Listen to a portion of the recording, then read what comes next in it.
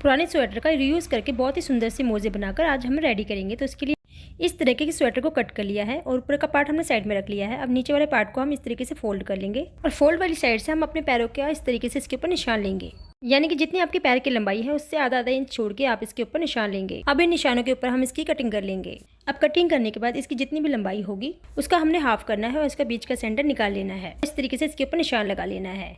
अब इसके ऊपर हम आधा इंच का निशान और लगाएंगे और चौड़ाई में हम इस तरीके से 1 इंच का निशान और लगाएंगे और नीचे की तरफ से भी 1 इंच का निशान लगाकर इन दोनों निशानों को इस तरीके से जोड़ लेंगे और राउंड शेप में इसको गोलाई दे देंगे। अब नीचे वाली तरफ भी हम दोनों साइड इस तरीके से इसको गोलाई में शेप दे देंगे और जो बीच का सेंटर है वहाँ पर भी हमने आधा इंच का इस तरीके से राउंड शेप में इस तरीके से निशान लगा लेना है। अब इन सभी निशानों के ऊपर हमने इसकी कटिंग कर लेनी है। तो देखिए इस तरीके से मैंने इसकी कटिंग कर ली है और कटिंग करने के बाद इस पीस को इस तरीके से खोल लेंगे। तो इस तरीके से हमें इसके 2 पीस मिल चुके हैं। इसके बाद इन दोनों पीसों की सीधी साइड को अंदर की तरफ इस तरीके से रखते हुए इस तरीके से इन दोनों पीसों को सेट कर लेंगे और ये जो हमने इसके ऊपर गुलाई दी है इस गुलाई के ऊपर हमने पूरे राउंड में एक सिलाई लगा लेनी है। तो देखिए मैंने इसके ऊपर सिलाई लगा ली है। अब इसे इस तरीके से हम सीधा करेंगे और सीधा करने के बाद इन दोनों सिलाइयों को इस तरीके से पकड़ते हुए आपस में इस तरीके से दोनों सिलाइयों को इस तरीके से मिला लेंगे। तो इस तरीके से ये दोनों पार्ट अलग अलग हो जाएंगे। अब इन्हें हम इस तरीके से अच्छे से सेट कर लेंगे। अब इसके बाद इसके ऊपर हम सिलाई लगाएंगे। तो सिलाई लगाने से पहले मैं इसके ऊपर आपको मार्किंग करके दिखाती हूँ जिससे आपको अच्छे से समझ आ जाएगा। अब इसी तरीके से हमने इसकी दूसरी साइड पर भी मार्किंग कर लेनी है और इतनी जगह हमने इसके ऊपर छोड़ देनी है। यहाँ पे हमने सिलाई नहीं करनी है और ये जो हमने निशान लगाए हैं इसके ऊपर हमने सिलाई कर लेनी है। सिलाई करने के बाद इस कॉर्नर को इस तरीके से पकड़ते हुए,